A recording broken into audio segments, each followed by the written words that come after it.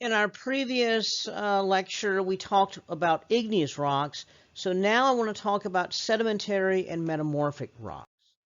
Sedimentary rocks are basically rocks that form from something else.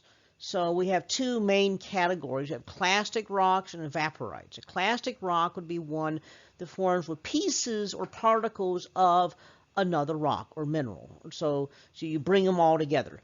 Classic examples of that would be like sandstone or siltstone. Sandstone from sand particles that come together, silt particles or even mud particles coming together would make these rocks that would be siltstone or mudstone. A conglomerate is basically just piles of individual little pieces of rock that stick together somehow. Okay. Breccia is another example of a conglomerate, but with sharp-edged pieces. An evaporite is deposited by minerals that are dissolved in something else, usually water. That's what you normally dissolve stuff in on Earth. And so you'd have minerals dissolved in water. Calcite, for example, would be an example of an evaporite, or also limestone.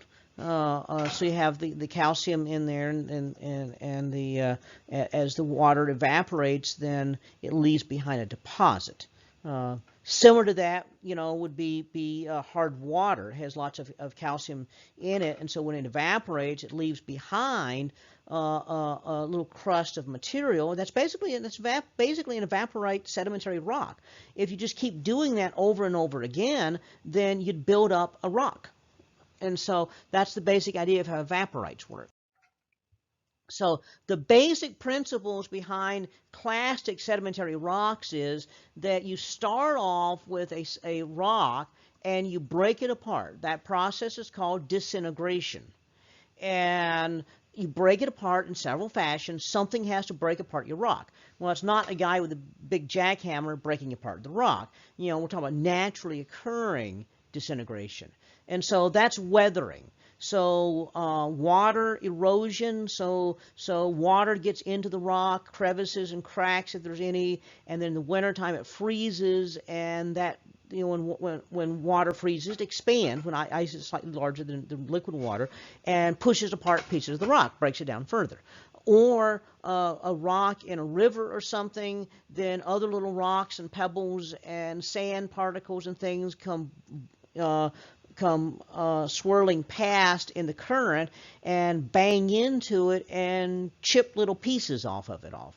Obviously, parts that stick out more are more likely to be ripped off than others, and so a lot of the river rocks become these smooth pebbles. As the outer parts, the sharp edges are all worn away, and well, that's disintegration. You're tearing it apart. Wind can erode things as well. Wind can blow dust and sand, and then little particles can hit hard enough to eventually, over the years, break away pieces of other rocks. Transportation is the next step. And in transportation, you're simply moving these particles somewhere else. Again, wind can move lightweight things, and water can move the heavier things.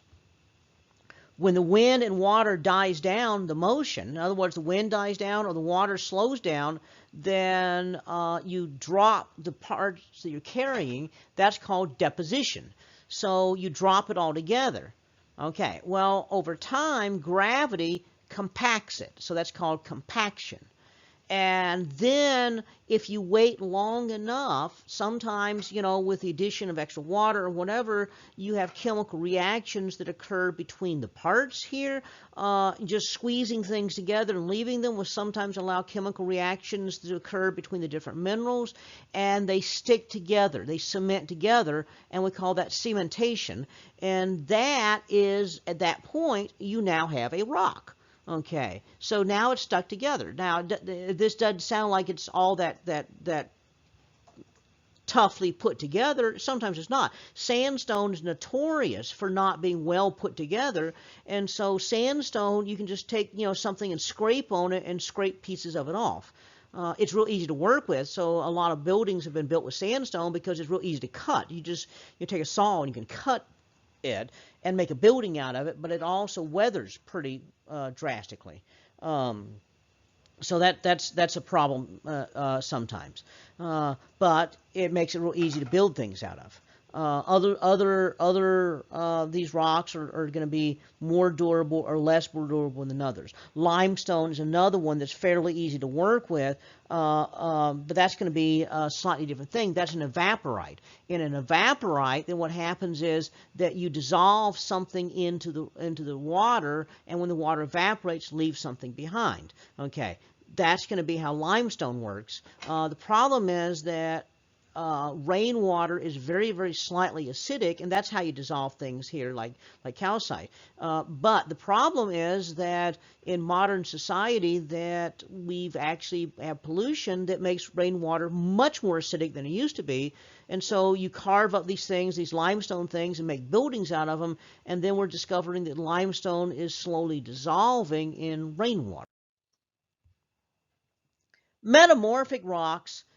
These are rocks that start off as something else, and under temperature and pressure, they alter. So granite, for example, which has a lot of silica in it, it's got a few grains of other things that are in there too, whether it be ilmenite or mica or what have you.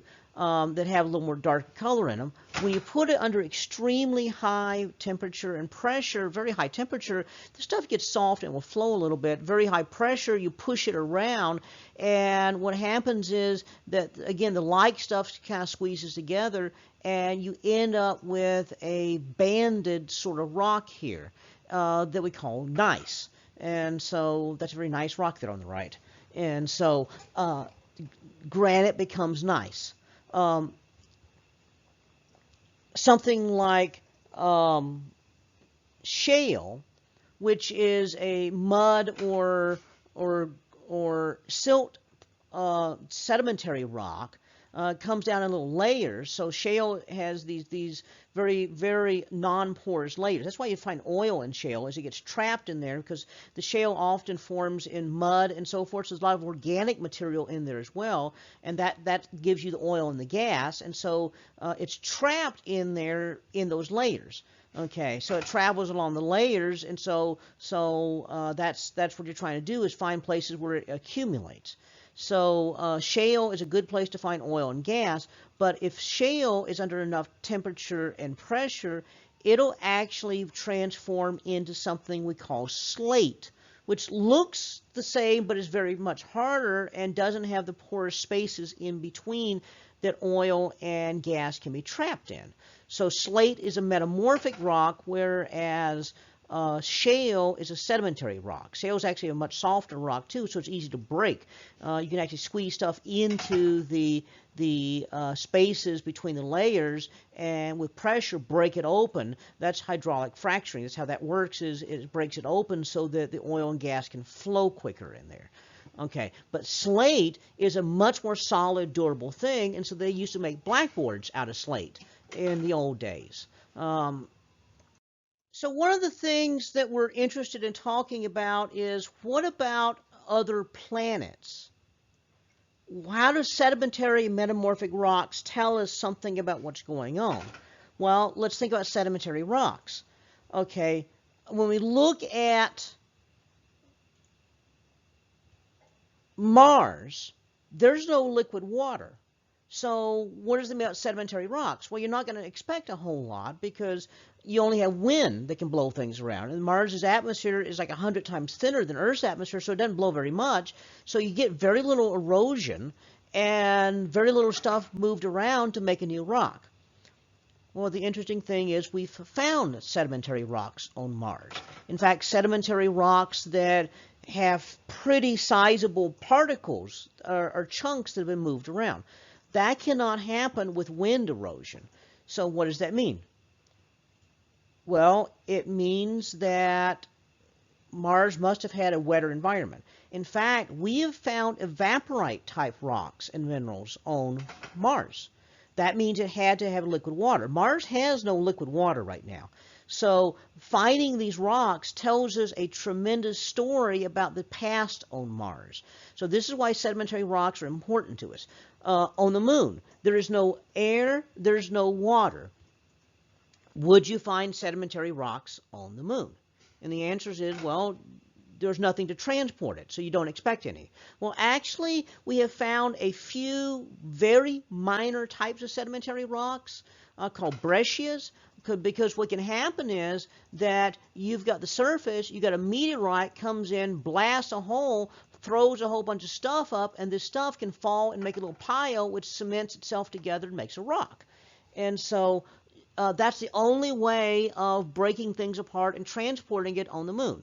So there are a few very small, percentage of sedimentary rocks, and they're primarily in that fashion. The other rocks that we find on the moon are primarily going to be igneous rocks. Metamorphic rocks, they occur deep in the planet, and something has to make them come to the surface. We rarely see metamorphic rocks on any planet other than Earth. The fact that we do see metamorphic rocks on Earth near the surface means that Earth is a very dynamic geological activity, which can bring the rocks from deep in the interior up to near the surface. So that tells us something that's different about Earth than the other worlds, that we don't find hardly any metamorphic rocks on other worlds.